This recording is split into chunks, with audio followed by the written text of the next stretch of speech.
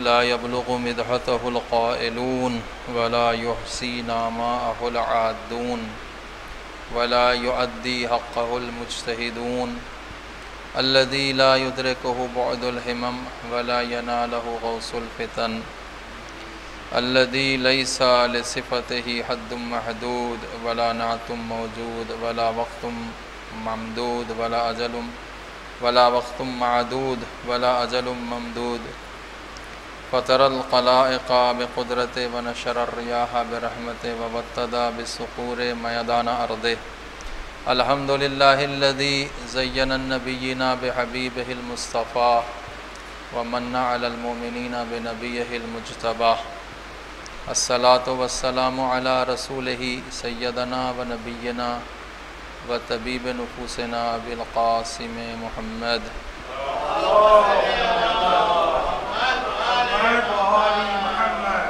व आलिहि तय्यबीन अत्ताहिरीन अलमासूमीन ला सियमा बक़ियतिल्लाहि फ़िल अर्दीन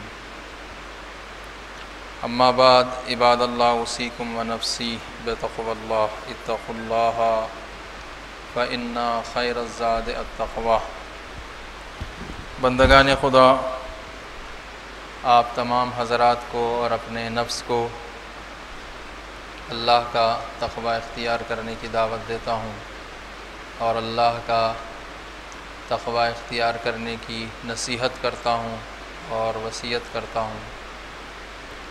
अल्लाह जो हमारा खालिक़ है, उसने हमारी ज़िंदगी के हिफाजत के लिए जो तदबीर मुक़र्रर फरमाई है, उस तदबीर का उन्वान तक़वा है और तक़वा इंसान की ज़िंदगी के तमाम शोबों को मुहीत है।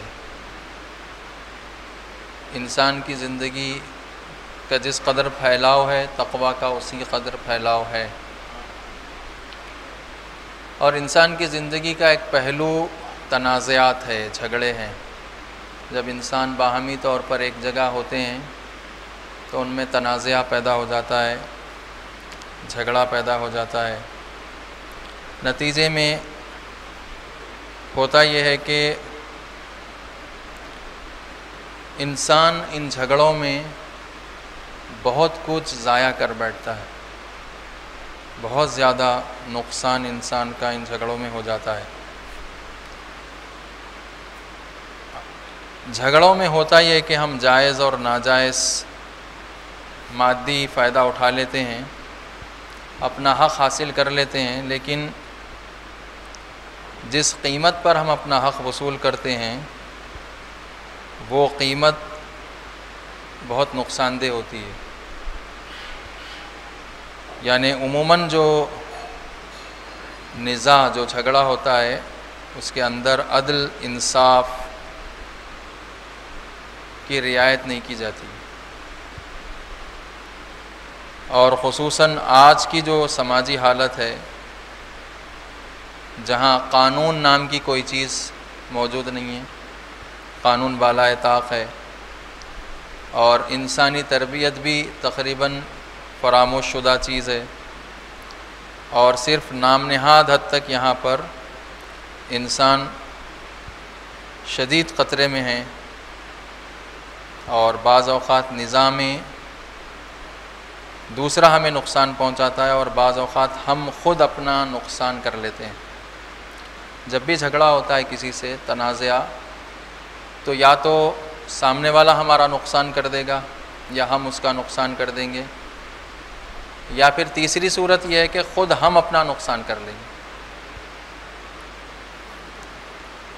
तो लिहाजा सूरह निसा में ये आयत है कि अल्लाह की आयतों को कम कीमतों में बेचो मत, समनन कलीला, मुख्तसर कीमत में अल्लाह की आयतों को बेचो मत। तो ये जो फ़राइज़ के बदले जो हम फ़राइज़ अंजाम देते हैं, फ़राइज़ के बदले जो मुआवज़ा लेते हैं, नमाज़ पढ़ा कर पैसे लेना या किसी वाजिब काम को अंजाम देकर पैसे लेना, मसलन मैयत को गुस्ल देकर पैसे लेना, मैयत को कफ़न पहना कर पैसे लेना, या फिर दूसरे वाजिबात शरई को बताकर पैसे वसूल करना, मुआवजा तय करना, उसके बदले में जो फ़ीस लेते हैं हम और कहते हैं कि ये इतना माली फ़ायदा उठाया है हमने, ये हकीकत में माली फ़ायदा नहीं उठाया है बल्कि नुकसान उठाया है हमने। ज़ाया क्या चीज़ हुई? ज़ाया इंसानी क़द्र ज़ाया हो गई, वैल्यूज़ जो होते हैं वैल्यूज़ ज़ाया हो गए। तो अदल व इंसाफ, क़िस्त और ख़ुददारी और क़नात, ये वो आला क़दरें हैं जो इंसान के वजूद से तकरीबन ख़त्म होती जा रही हैं।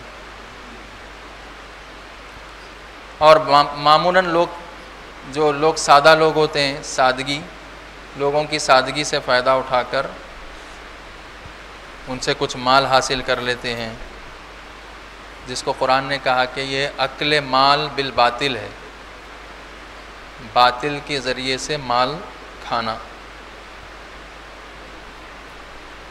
अब मसलन जो लोग नशा करते हैं, वो नशा करने वाला किसी और का नुकसान नहीं कर रहा है बल्कि ख़ुद अपना नुकसान कर रहा है। अगर किसी और का नुकसान कर भी रहा है तो वो सानवी चीज़ है। पहली चीज़ ये है कि वो ख़ुद अपना नुकसान कर रहा है, अपनी सेहत को ख़राब कर रहा है और समाज में अपने मकाम को गिरा रहा है। तो लिहाजा इंसानी समाज में भी जो झगड़े और निज़ा हैं उसमें अक़दार ज़ाया हो जाती हैं, वैल्यूज़ ख़त्म हो जाती हैं। और कुरान ये कह रहा है कि निज़ा में आपकी कोशिश क्या होनी चाहिए? जब दो लोगों का झगड़ा हो रहा हो, दो लोगों का या दो ग्रोहों का आपस में झगड़ा हो रहा हो, तो उसमें कोशिश ये होनी चाहिए कि दूसरे का माल मेरे हक़ में ना हो, दूसरे की कोई चीज़, माल, पैसा, दौलत मेरी गर्दन पर ना हो। मेरा पैसा, मेरा माल, मेरी ज़मीन, मेरी जायदाद अगर कोई दूसरा ग़ज़ब कर रहा है या हड़प ले रहा है, उतना नुकसान नहीं है जितना दूसरे का माल मेरे पास होने में नुकसान है। कुरान का फ़ॉर्मूला ये है कि अगर तुम्हारा माल दूसरे के पास मौजूद है तो कोशिश ये होनी चाहिए कि उसका माल या हक़ मेरे ऊपर बाकी न रहे। अगर उसका माल मेरे हक़ में बाकी रहेगा तो क़यामत में मुझे जवाबदेह रहना पड़ेगा, लेकिन मेरा माल अगर उसके हक़ में बाकी है, यानी वो मेरा माल बाकी है, क़यामत में मुझे जवाबदेह नहीं रहना पड़ेगा, उसको जवाबदेह रहना पड़ेगा।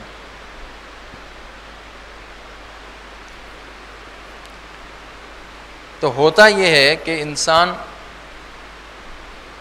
इन झगड़ों में जो चीज़ ज़ाया कर देता है वो अपनी शख्सियत को ज़ाया कर देता है, शख्सियत ज़ाया हो जाती है। और दूसरे, जब किसी का माल आपके पास आ गया तो आपकी क़दरें, इंसानियत और शख्सियत सब कुछ, और फिर आखिर में आखिरत भी ज़ाया हो जाती है। अगर दूसरे का माल मेरे हक़ में है, मेरे पास आ गया, मेरा माल किसी और के पास चला गया तो मेरा कुछ नहीं होने वाला है। कल क़यामत के दिन मुझे जवाबदेह नहीं रहना है, उसको जवाबदेह रहना है। लेकिन अगर किसी का माल मेरे पास आ गया तो मुझे जवाबदेह रहना है क़यामत के दिन। तो रिवायत में यह है कि सबसे बुरा माल वो है जिसकी खातिर इंसान की इज़्ज़त चली जाए। सबसे बुरा माल वो है कि उस माल के हुसूल के लिए इंसान की इज़्ज़त ख़त्म हो जाए। और सबसे बेहतरीन माल वो है जिसको ख़र्च करने पर इंसान की इज़्ज़त बच जाए, इंसान की इज़्ज़त महफूज हो जाए, उसकी शख्सियत बच जाए, वो सबसे बेहतरीन माल है। इसीलिए सूरह मायदा की आयत नंबर 8 में ये इरशाद हो रहा है, या अय्युहल्लज़ीना आमनू कूनू क़व्वामीना लिल्लाह, ऐ ईमान वालो अल्लाह के लिए क़याम करो। कूनू क़व्वामीना लिल्लाही, आप अल्लाह के लिए क़याम करने वाले बनो और क़िस्त व अदल पर शहादत दो। शहादत यानी गवाही दो। ऐ ईमान वालो, अल्लाह के लिए क़याम करो और गवाही दो क़िस्त और अदल पर। माशरे में जो सबसे बेक़ीमत और बेअर्जिश चीज़ है वो हम लोग ज़्यादा हुकूक़ की पाबंदी नहीं करते। दो चीज़ें, एक है हुकूक़ और एक है हुदूद। हुकूक़ हक़ कुशी करते हैं दूसरे का हक़, और हद शिकनी करते हैं। अल्लाह ने जो हदें बना दी है हमारे लिए, उन हदों को फलांग देते हैं, और लोगों का जो हक़ हमारी गर्दन पर है उस हक़ को ज़ाया कर देते हैं, पायमाल कर देते हैं। और ये हक़ कुशी करने को कोई जुर्म नहीं समझते। मसलन हम किसी के पड़ोस में हैं और हमारे वजूद से एक पड़ोसी को तकलीफ़ हो रही है, इसको हम नहीं समझते कि ये तकलीफ़ है, या इसको हम ये नहीं समझते कि हम किसी का हक़ ज़ाया कर रहे हैं। पड़ोस में रहकर किसी पड़ोसी को तकलीफ़ देना हमारे जो बनाए हुए क़वानीन हैं उसमें कहीं भी ये हक़ ज़ाया करना नहीं है, लेकिन अल्लाह के नज़दीक ये हक़ ज़ाया करना है, हक़ कुशी है किसी की। तो लिहाजा हुकूक़ व हुदूद की पायमाली जो है, इसका नतीजा क्या है? इसका नतीजा ये है कि इबादतें ज़ाया हो जाती हैं। ख़ास तौर पर अब आप देखें, एक जो चीज़ जिसको हम बिल्कुल हमारे सामने की बात है कि जिसको हम हक़ ज़ाया करना समझते ही नहीं है, किसी भी फ़िरक़े की कोई मजहबी तकरीब हो रही हो, फ़ौरन रास्ते बंद कर देते हैं और समझते हैं कि ये हम इबादत कर रहे हैं, और जहन के किसी गोशे में ये बात मौजूद नहीं है कि ये हम किसी का हक़ ज़ाया कर रहे हैं। रास्ते बंद करके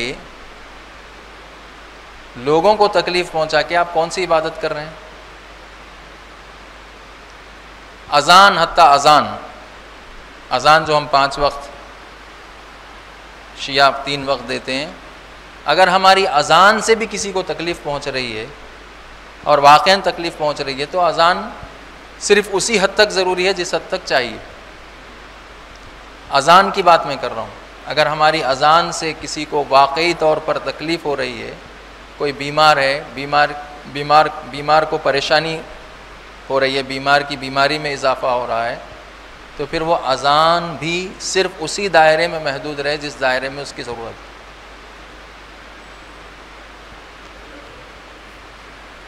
तो लिहाजा मजहबी मरासिम जो है वो हमारे ऐसे हों जिसमें दूसरों को तकलीफ़ न हो, तकलीफ़ न पहुँचे।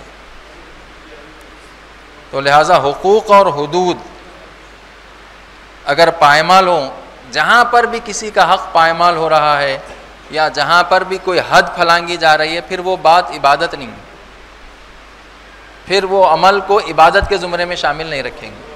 जहाँ पर किसी का हक़ ज़ाया हो रहा हो, जहाँ पर कोई हद पायमाल की जा रही हो, और असल ये मौजू होना चाहिए जुमे के खुतबों का और मजालिस का मौजू, असल ये होना चाहिए। क्या है वो मौजू? वो मौजू ये है कि हमारे ज़रिए से किसी का हक़ ज़ाया ना हो, हमारे ज़रिए से कोई अल्लाह की बनाई हुई हद पायमाल ना हो। मजालिस का ये असल उन्वान होना चाहिए, हुकूक़ की रियायत। और आप देखें, मगरिबी जो माशरा है, वेस्टर्न जो कल्चर है, बचपन से वेस्टर्न कल्चर में बच्चों को ये तालीम दी जाती है कि आपको दूसरे का हक़ ज़ाया नहीं करना, और इस बात की रियायत भी करते हैं वेस्टर्न कल्चर में। इसीलिए लोग जो छोड़ कर अपने मुल्कों को, आप पढ़ते भी होंगे अखबारात में, सुनते भी होंगे कि आए दिन लोग यूरोप की तरफ हिजरत करके जाते हैं, वेस्ट की तरफ, और उसमें हत्ता अपनी जान की बाजी भी। अभी आज ही की खबर है, ग्रीस को एक किश्ती लीबिया से चली, 80 लोग डूब के मर गए, क्योंकि वो जो इंसानी स्मगलर्स होते हैं किश्ती की गुंजाइश से डबल लोगों को उसमें बिठा लेते हैं। गुंजाइश 50 लोगों की है, 100 लोगों को उसमें बिठा लिया, नतीजे में वो किश्ती उलट जाती है, नतीजे में कीमती इंसानी जानें ज़ाया हो जाती। ये जा क्यों रहे हैं? ये यूरोप की तरफ इनकी रग़बत क्यों है? पढ़ा लिखा हो, गैर पढ़ा लिखा हो, उसकी गोया देरीना तमन्ना यह है कि मैं जाके अमेरिका में सेटल हो जाऊं, मैं जाके यूरोप के किसी मुल्क में सेटल हो जाऊं। उसकी एक बड़ी वजह यह है कि वहाँ पर इन बातों की रियायत मौजूद है। वहाँ पर मज़दूर की मज़दूरी किसको कितनी मेहनत पर कितने पैसे मिलने चाहिए, इस बात की रियायत। तो बाज़ जो बातें वेस्ट की अच्छी है उनमें से ये है कि बचपन से ही बच्चों को हुकूक़ की रियायत सिखाई जाती है। देखो, पड़ोसी को तकलीफ़ नहीं देना है और किसी का हक़ ज़ाया नहीं करना है। गाड़ी जब लगानी है पार्किंग की, जब गाड़ी पार्क करना है तो किसी के घर के सामने खड़ा नहीं करना है, नो पार्किंग जोन में गाड़ी नहीं खड़ा करनी है। बचपन से बच्चों को सिखाया जाता है। हमारी मज़हबी तक़ारीब देखें आप, जब हम कोई अपनी मज़हबी तक़रीब मुनक़िद करते हैं, हमारी गाड़ियाँ अक्सर दूसरों के घरों के सामने लगी हुई होती हैं और हम इसको हक़ ज़ाया करना नहीं समझते, बल्कि अगर वो एतराज़ करे तो हम कहते हैं कि तुम हमारी इबादत में मुखिल है, हम ये इबादत कर रहे हैं और आप हमारी इबादत में खलल अंदाज़ी कर रहे हैं। उसको हक़ ज़ाया करना समझते ही नहीं।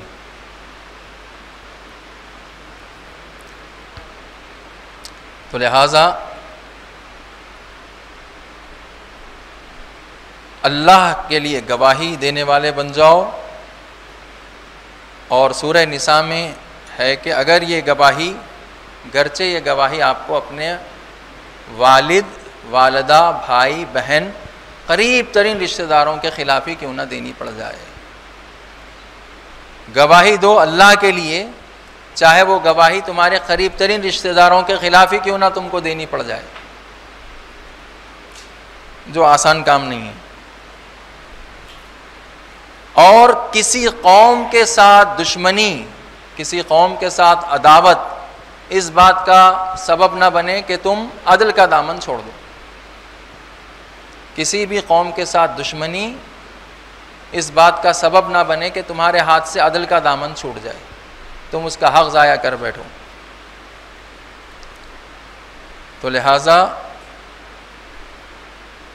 और बाज़ लोग ये कहते हैं कि ठीक है, हक़ ज़ाया नहीं होना तो उसके लिए हमारा हम मज़हब होना ज़रूरी है।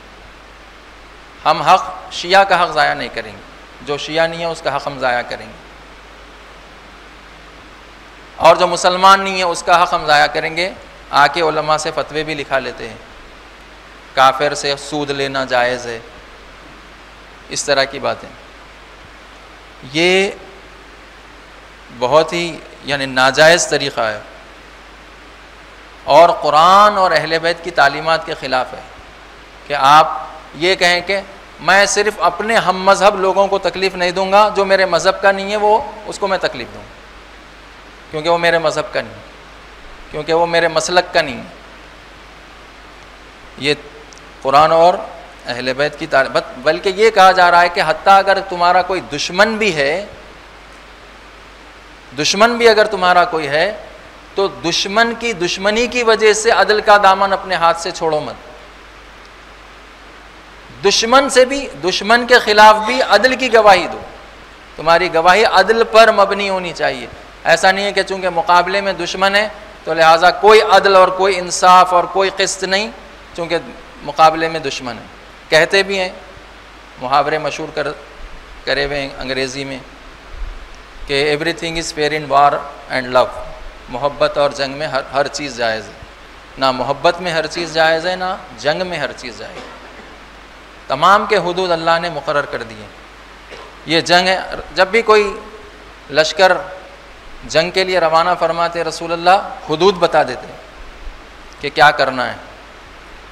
फरमाते कि जब तुमको फ़कत उससे लड़ना है जो तुमसे हथियार उठाकर सामने खड़ा हुआ है तुम्हारे लड़ने के लिए, तुम्हारी जंग फ़कत उससे है जो तुमसे जंग लड़ने पर आमादा है हथियार उठाकर।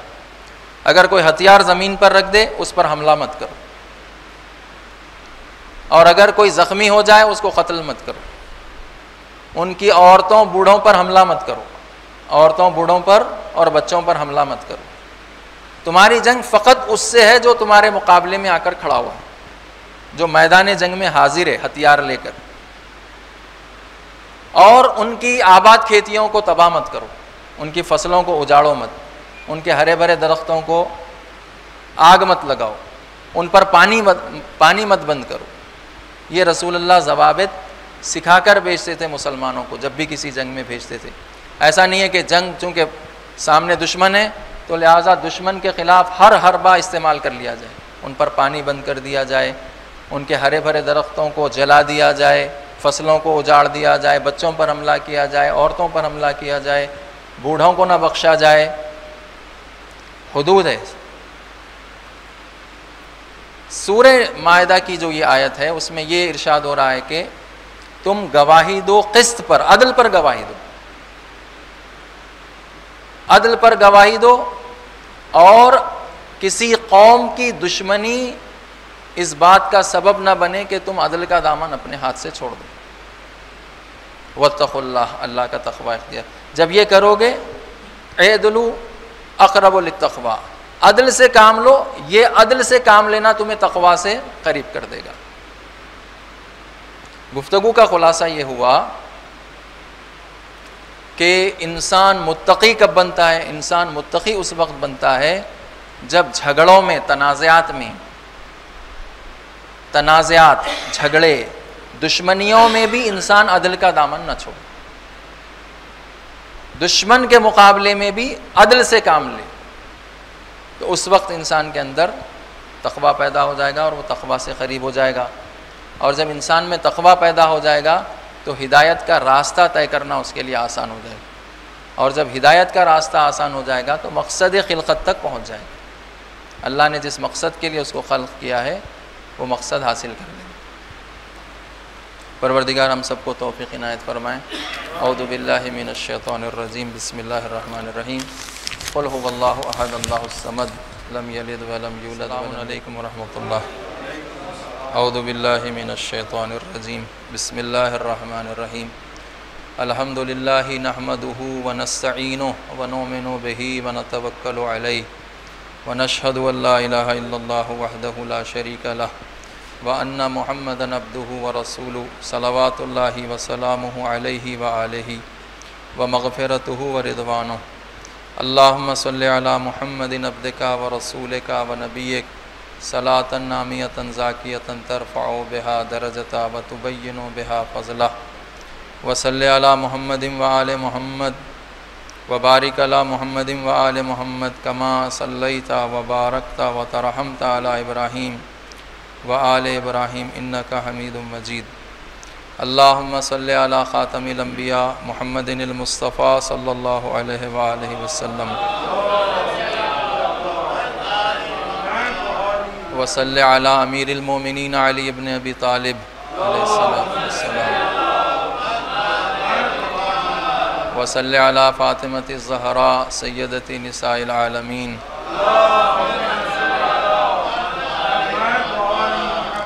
व सल्लि अलल हसन वल हुसैन सय्यदै शबाब अहलिल जन्ना।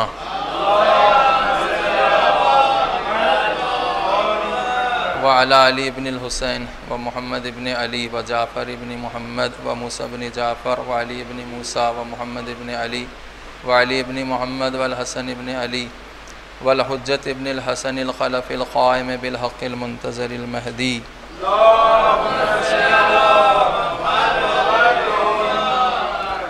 अज्जलल्लाहु ताला फ़रजहु शरीफ। अल्लाहुम्मा अज़िब कफ़रत अहलिल किताब अल्लज़ीना यसुद्दूना अन सबीलिक व यजहदूना आयातिका व युकज़्ज़िबूना रसूलक। अल्लाहुम्मा ख़ालिफ़ बैन कलिमतिहिम व अलक़ि रुबा फ़ी क़ुलूबिहिम व अंज़िल अलैहिम रिज़्क़क व निक़मतक व बासकल्लज़ी ला तरुद्दु अनिल क़ौमिल मुजरिमीन। अल्लाहुम्मा अंसुर जुयूशल मुस्लिमीन व सरायाहुम व मुराबितिहिम फ़ी मशारिक़िल अर्दि व मग़ारिबिहा इन्नका अला कुल्लि शैइन क़दीर। अल्लाहुम्मा ग़फ़िर लिल मोमिनीन वल मोमिनात वल मुस्लिमीन वल मुस्लिमात। अल्लाहुम्मा जअलित तक़वा ज़ादहुम वल ईमान वल हिकमता फ़ी क़ुलूबिहिम व औज़िहुम अन यशकुरू निअमतक अल्लती अनअमता अलैहिम व अन यूफ़ू बिअहदिक अल्लज़ी अहदतहुम अलैहि। इलाहल हक़ व ख़ालिक़ल ख़ल्क़। अल्लाहुम्मा ग़फ़िर लिमन तुवफ़िया मिनल मोमिनीन वल मोमिनात वल्मुस्लिमीन वल्मुस्लिमात वलिमन हुवा लाहिक़ुम बिहिम मिन बादिहिम मिनहुम इन्नका अंतल अज़ीज़ुल हकीम। इन्नल्लाहा याअमुरु बिल अद्लि वल इहसान व यन्हा अनिल फ़हशाइ वल मुनकरि वल बग़ि यइदुकुम लअल्लकुम तज़क्करून। उज़्कुरुल्लाह यज़्कुरकुम फ़इन्नहु ज़ाकिरुन लिमन ज़करा वस्अलुल्लाह मिन रहमतिही व फ़ज़लिही फ़इन्नहु ला यख़ीबु अलैहि दाइन दआ रब्बना आतिना फ़िद दुनिया हसनतम व फ़िल आखिरति हसना व क़िना अज़ाबन नार। अम्मा बाद, तक़वा जिसकी दावत हमको हर जुमे दी जाती है और तक़वा इंसान की ज़िंदगी की हिफाजत की वो तदबीर है जिसको अल्लाह ने मुक़र्रर फरमाया है। और ये सिर्फ़ मेरे कह देने और आपके सुन लेने से हमारे अंदर पैदा होने वाला नहीं है। जब तक अमली उस पर काम न किया जाए कोई शख्स मुत्तक़ी नहीं बन सकता है। तक़वा का हक़ अदा नहीं हो सकता सिर्फ़ अगर ज़बानी गुफ्तगू के ज़रिए से तक़वा की बात की जाए। इसीलिए अल्लाह ने तक़वा के लिए उसवे मुक़र्रर किए हैं, रोल मॉडल्स, नमूने अमल, और उनमें सरे फ़हरिस्त कोई नमूने अमल है तो वो रसूलुल्लाह सल्लल्लाहु अलैहि वसल्लम और रसूलुल्लाह के बाद जो सबसे बेहतरीन उसवा है वो अमीरुल मोमिनीन का उसवा है। और आपने अपनी हिकमतों के ज़रिए से मुआशरे में, समाज में तक़वा के निफास की कोशिशें फ़रमाईं। और उन्हीं हिकमतों में से एक हिकमत ये है जिसमें इरशाद फरमाते हैं कि जो नहजुल बलागा की हिकमत नंबर 113 है, ला माला आबदो मिनल अक़ल, अक़ल से बढ़कर कोई दौलत नहीं है। वला वहदता अवहशो मिनल उज्ब, ख़ुद पसंदी से बढ़कर वहशतनाक कोई तन्हाई नहीं है। वला अख़लक़ का तदबीर, तदबीर से बढ़कर कोई अक़ल नहीं है। वला करमा का तक़वा, तक़वा जैसा कोई करम नहीं है। वला करीना का हुस्निल खुल्क़, अच्छे अखलाक जैसा कोई साथी नहीं है। वला मीरासा कल अदब, अदब जैसी कोई मीरास, कोई तरका नहीं है। वला कायदा का तौफ़ीक़, तौफ़ीक़ जैसा कोई रहनुमा, कोई कायद नहीं है। वला तिजारता कल अमल सालेह, अमल सालेह जैसी कोई तिजारत नहीं है। वला रिबहा का सवाब, और सवाब जैसा कोई नफ़ा और फ़ायदा नहीं है। वला वरा का वक़ूफ़ इंद शुबहा, शुबहात के वक्त रुक जाना, ठहर जाना, उससे बढ़कर कोई वरा नहीं है। वला ज़ुहदा,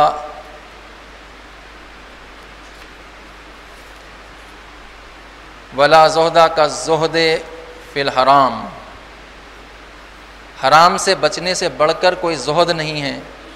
वला इल्म का तफ़क्कुर, और तफ़क्कुर से बढ़कर कोई इल्म नहीं है। वला इबादता का अदाइल फ़राइज़, वाजिबात की अदायगी से बढ़कर कोई इबादत नहीं है।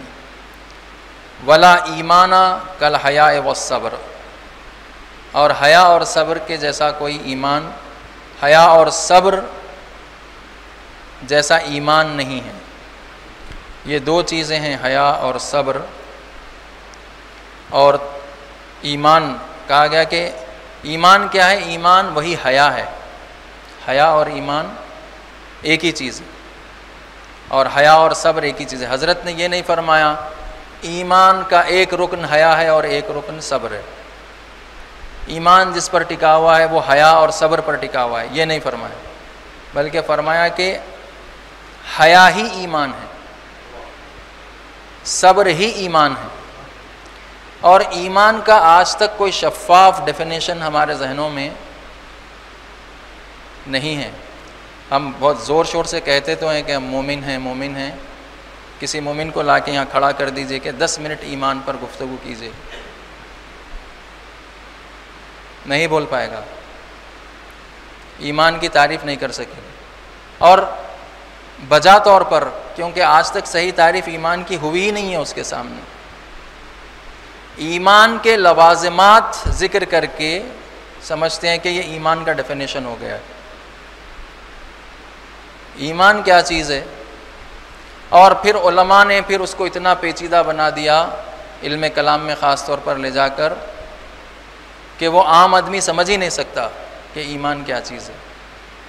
और जबकि ईमान है सभी के लिए, आम ख़ास सब के लिए ईमान है। लेकिन अगर ईमान का डेफिनेशन इतना सख्त बना दिया जाए कि आम आदमी के फ़हम से बालातर हो जाए, आम आदमी की समझ से ऊपर हो जाए, तो क्या समझेगा वो? जो समझ ही नहीं पाएगा ईमान क्या है, वो अपनाएगा क्या? फिर वो मोमिन कैसे बन जाएगा? ईमान अरबी लफ्ज़ है अमना से, इसका रूट वर्ड अमना है, अलिफ मीम नून। और अमना के माना ये है, अलिफ मीम नून, किसी पर एतमाद करना, किसी पर भरोसा करना, और उस भरोसे के नतीजे में एक इत्मीनान हासिल हो जाना, इसको कहते हैं ईमान। लुगत में लुगवी माना ये है ईमान। मसलन बच्चा है, बच्चा किस पर भरोसा करता है? वालिदैन पर भरोसा करता है। बच्चे को यकीन है कि ये वालिदैन मेरा भरोसा है, इन पर मेरा एतमाद है। वैसे ही तालिब इल्म किस पर भरोसा करता है? उस्ताद पे भरोसा करता है। वालिदैन किस पर भरोसा करते हैं? स्कूलों पर भरोसा करते हैं कि 100 स्कूल्स को देखकर आप एक स्कूल में अपने बच्चे को दाखिला दिलवा रहे हैं, इसका मतलब यह है कि जिस स्कूल में दाखिला दिलवा रहे हैं वो आपके लिए काबिल एतमाद है, काबिल भरोसा है वो स्कूल। इसी को ईमान कहते हैं। ईमान कोई उसका डेफिनेशन कोई पेचीदा नहीं है। ईमान यानी किसी ऐसे वसीले पर भरोसा एतमाद करना जिसके नतीजे में आपको इत्मीनान हासिल हो जाए। दीनी इस्तिलाह में, दीनी टर्मिनोलॉजी में या कुरान की टर्मिनोलॉजी में ईमान उन वसीलों को इख्तियार कर लेना काबिल भरोसा और काबिल एतमाद जो वसीले अल्लाह ने मुकर्रर किए, जो वसीले अल्लाह ने बतलाए हैं नजात के, उन वसीलों को इख्तियार कर लेना और उसके नतीजे में एक इत्मीनान हासिल हो जाना, ये ईमान है। फ़कत जहन में ये कहना कि मेरा अक़ीदा ये है और अक़ीदा फ़कत जहन में है, ईमान नहीं बना है उसका, तो वो ईमान नहीं है, वो फ़कत एक जहनी तसव्वुर है। ईमान यानी वो चीज़ जिस पर कामिल भरोसा हो, कामिल एतमाद हो। अल्लाह के बनाए हुए दस्तूर, अल्लाह के बनाए हुए अहकामात, ये वो वसीले हैं जिसके ज़रिए से इंसान को कामिल भरोसा हो जाता है, इत्मीनान में आ जाता है, काबिल भरोसा। इसी को ईमान कहा गया। हज़रत ये फरमा रहे हैं कि ईमान क्या है? हया और सब्र है। अगर किसी में हया है, अगर हया है किसी में तो उसी में ईमान है। अगर किसी में हया नहीं है तो उसके अंदर ईमान नहीं है। और दूसरी हदीसें भी है, ला दीना मन ला हया लहू, उसके पास दीन नहीं है जिसके पास हया नहीं है, जिसके पास हया नहीं है उसके पास दीन नहीं। इसीलिए हज़रत का ये इरशाद है कि ईमान मुसावी है हया के। अगर किसी के पास हया है तो उसके पास ईमान है, तरदीद नहीं है वहाँ पर। हया क्या चीज़ है? हया की तफसीली बहस हुई है, लेकिन मुख्तसरन मैं अर्ज़ कर दूँ। हया कहते हैं, उलमाए लुगत ने हया को 2 मादों से लिखा है ये हया है ये वाओ हया वा। दोनों मादों से आप जिक्र कर लें उसके माना एक ही निकलते हैं। वो माना क्या है? हया कहते हैं सुकड़ जाने को, समेट लेने को, और इसी से हया बनाए। हया सांप को कहते हैं, अरबी ज़बान में हया यानी सांप। सांप क्या करता है? जब भी ख़तरे का एहसास करता है फ़ौरन सुकड़ जाता है।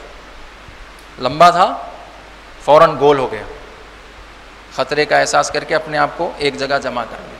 अक्सर हैवान ये करते हैं काम, जब भी वो ख़तरे का एहसास करते हैं तो फ़ौरन अपने आप को सुकड़ लेते हैं, समेट लेते हैं अपने। हया का मतलब यही है, सुकड़ाओ, समेट लेना अपने आप। मसलन हम बैठे हुए हैं, फ्री बैठे हुए हैं, आपस में दोस्त लेकिन कोई बुज़ुर्ग एक आलिम दीन आ गए, क्या करते हैं, फ़ौरन वो जो पैर फैला के बैठे हुए थे फ़ौरन अपने पैरों को समेट लेते हैं। समेट क्यों रहे हैं? ये हया का तकाज़ा है। हया का तकाज़ा ये है कि जब कोई बुज़ुर्ग शख्सियत हमारे दरमियान में आए तो जिस तरह से हम अपने पैर फैलाकर फ्री अंदाज में बैठे हुए या लेटे हुए थे, अब वैसे नहीं रहेंगे। ये इंसान की फितरत में अल्लाह ने रख दी है हया। हया यानी जब भी कोई बुरा काम इंसान के सामने आए अपने आप को समेट ले, रुक जाए, उससे सुकड़ जाए, समेट ले अपने आप, बुरे काम की तरफ हाथ ना बढ़ाए। ये हया है। हया के ये माना है। और हजरत फरमा रहे हैं कि हया मुसावी है, बराबर है ईमान के। वला ईमान कल हया व सब्र, सब्र और हया से, सब्र और हया जैसा कोई ईमान नहीं। सब्र के बारे में इंशाअल्लाह आइंदा जुमे में या आइंदा जब भी मौका मिले गुफ्तगू करेंगे। गुफ्तगू का ख़ुलासा ये हुआ कि हज़रत ने इस हिकमत आलिया में, हिकमत नंबर 113 में बहुत से चीज़ों को बहुत से चीज़ों के मुसावी करार दिया है। और आज जो फ़िक्रा हमने पढ़ा है उसमें फरमाते हैं कि वला ईमाना कल हया व सब्र, हया और ईमान जैसा कोई सब्र नहीं।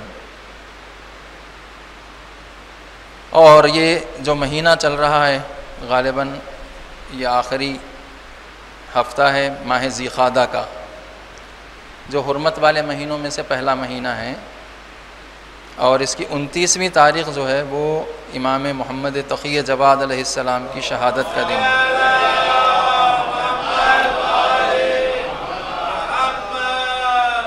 हज़रत ने अपने जद से, अमीरुल मोमिनीन से ये रिवायत की है, अब्दुल अज़ीम हसनी ने आकर आपकी खिदमत में ये अर्ज़ की। अब्दुल अज़ीम हसनी जो शहर रै में दफन है, तेहरान के अतराफ़ अब्दुल अज़ीम हसनी का मज़ार है। काफ़ी जलीलुल क़द्र सहाबी है जिसने 9वें इमाम 10वें इमाम को दर किया, ये यकीनी है। गालिबन 8वें इमाम को भी उन्होंने दर्क किया है। 3 इमामों को उन्होंने दर्क किया है। अब्दुल अज़ीम हसनी, उन्होंने आकर कहा कि आपके जद से कोई रिवायत बयान कीजिए। तो हज़रत ने इरशाद फरमाया कि अमीरुल मोमिनीन ये इरशाद फरमाते थे कि मन आइखना बिल खलफ़ जादा बिल अतिया,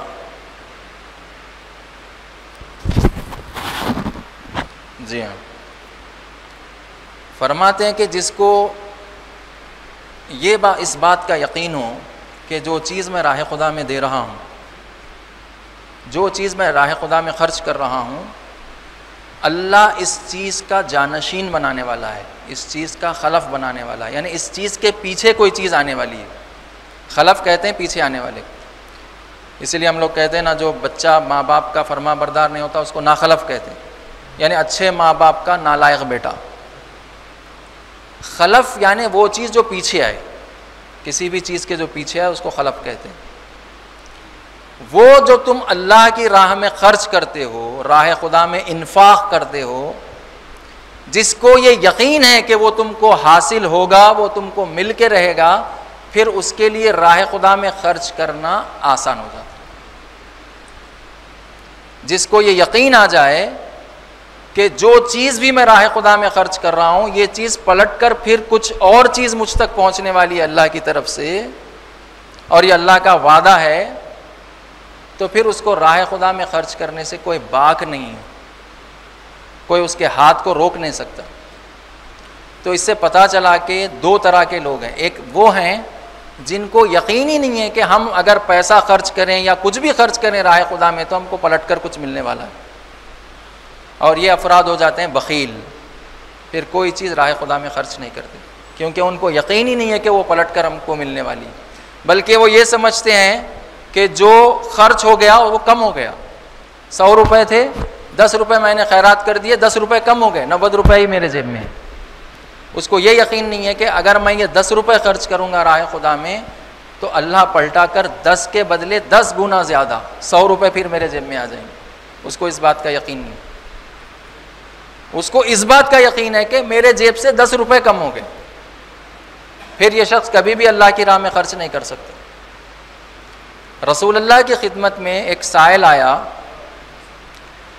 आप एक ज़ौजा के साथ तशरीफ़ फरमा थे, कई मांगने वाले आ रहे थे तो आप उनको उठा कर दे रहे थे, कई मांगने वाले आते गए, रसूलुल्लाह देते गए। तो वो ज़ौजा को ये डर होने लगा कि हमारे लिए कुछ बचा ही नहीं, रसूलुल्लाह ने तो सारे का सारा मांगने वालों को दे दिया। बिलाखिर जब उनसे रहा नहीं गया तो उन्होंने रसूलुल्लाह से अर्ज़ की, या रसूलुल्लाह आपने सब कुछ दे दिया, हमारे लिए कुछ बचा ही नहीं, या बचा भी तो बिल्कुल मुख्तसर बचा। रसूलुल्लाह ने फरमाया, जो दे दिया वही बचा, जो दे दिया वो बचा, और जो रह गया वो बचने वाला नहीं। जो दे दिया अल्लाह की राह में वही महफूज हो गया, और जो नहीं दिया वो महफूज होने वाला नहीं, वो खर्च हो जाएगा यूं। तो अगर ये ईमान हासिल हो जाए हमको कि हम जो अल्लाह की राह में खर्च करते हैं, अल्लाह उसका खलफ, उसका जानशीन, उसके पीछे एक बहुत बड़ी बरकत हमको अता करता है। लोगों को यकीन नहीं, हत्ता नमाज़ पढ़ाने वालों को यकीन नहीं है इस बात पर। मैंने एक बार एक मौलाना से कहा कि फ़लाँ मस्जिद में ज़ोहर की नमाज़ नहीं हो रही है, आप आके नमाज़ पढ़ा दीजिए। तो उन्होंने कहा कि पेट्रोल का ख़र्चा कौन देगा? ये मौलाना को यकीन नहीं है कि इसका पेट्रोल का ख़र्चा कौन देगा। अब जिसको खुद, जो आगे जो खड़े हो रहा है, उसको खुद यकीन नहीं है कि अल्लाह गैब से उसकी मदद करेगा, तो वो लोगों के दिलों में क्या बिठाएगा वो। मैंने दिल में यही ख्याल किया कि जब इसको यकीन नहीं है कि अल्लाह राज़िक़ है, अल्लाह असबाब पैदा कर देगा, नतीजतन एक अरसे तक वो मस्जिद नमाज ज़ोहर और असर की जमात से खाली रही। तो लिहाजा यकीन ज़रूरी है। किस बात का यकीन? कि जो मैं राह खुदा में ख़र्च कर रहा हूँ, अल्लाह उसका बेहतरीन खलफ, जानशीन अता करने वाला है। उससे बेहतरीन, यानी 10 रुपये में ख़र्च कर रहा हूँ, पलटा के 100 रुपये मेरी जेब में आ रहे हैं। ये यकीन। उन्हें तो इंसान फिर बख़ील है, और फिर बख़ील के लिए जो रिवायतों में वारिद हुआ है कि तुम जो भी इन्फाक़ करते हो खुदा उसका जानशीन बना देता है, ये रिवायतों में है। और ये बल्कि रिवायत नहीं, ये कुरान है। वमा अनफ़क़्तुम मिन शैइन फ़हुवा यख़लिफ़ु, जो भी तुम अल्लाह की राह में ख़र्च करते हो उसका खलफ अल्लाह बना देता है, यानी उस चीज़ के पीछे फिर कोई दूसरी चीज़ तुमको मिल जाती है। तो लिहाजा खुदा के वादे पर ईमान रखते हैं वो, तो फिर वो क्या करते हैं? वाजिबात माली भी अदा करते, खुम ज़कात जो भी उनके ऊपर वाजिब है वो भी अदा करते। उसके ऊपर वो चीज़ें जो उनके ऊपर वाजिब नहीं है, वो सदक़ात, वो अतियात जो वाजिब नहीं है उनके ऊपर, वो भी देते हैं। क्यों देते हैं? क्योंकि उनको यकीन है कि जो मैं ख़र्च कर रहा हूँ वो पलट कर फिर मुझे मिलने वाला है, और उतना नहीं मिलने वाला है जितना खर्च कर रहा हूँ, बल्कि उससे 10 गुना बराबर मिलने वाला। तो लिहाजा खुदा जिस चीज़ को भी इन्फाक़ का जानशीन बनाएगा वो ज़िंदगी में बरकत लेकर आएगी। और अलबत्ता एक बात का ख़याल रखना ज़रूरी है, वो ये कि जो माल खर्च किया जा रहा है अल्लाह की राह में, वो कस्बे हलाल का हो। ये नहीं है कि कहीं से भी कुछ भी कमा लिया, कहीं से भी किसी को धोखा दे के ला लिया पैसे, चलो अब राह खुदा में खर्च करो। कस्बे हलाल, हलाल तरीक़े से जो कमाया है, अगर वो राह खुदा में खर्च करेगा तो अल्लाह का ये वादा है कि इसके पीछे बहुत कुछ आने वाला है। ये कौन फरमा रहे हैं? नबी इमाम फरमा रहे हैं अपने जज से, अमीरुल मोमिनीन से फरमा ये रहे हैं कि जिसको भी अल्लाह के खलफ करने पर यकीन है, जिसको भी ये यकीन है कि मैं जो भी राह खुदा में खर्च करूँगा पलटा कर मुझे मिलने वाला है, फिर उसको खर्च करने में आसानी है, सोचता नहीं है। जैसा बख़ील 100 बार सोचता है कि ये 5 रुपये खर्च करूँगा तो 5 रुपये मेरे जेब से कम हो जाएंगे, फिर ये मोमिन नहीं सोचता। परवरदिगार हम सबको अल्लाह की राह में इन्फाक़ करने की तौफ़ीक़ इनायत फरमाए। औज़ु बिल्लाहि मिनश शैतानिर रजीम, बिस्मिल्लाहिर रहमानिर रहीम। इन्ना अतैनाकल कौसर फसल्लि लिरब्बिका वन्हर, इन्न शानिअका हुवल अब्तर।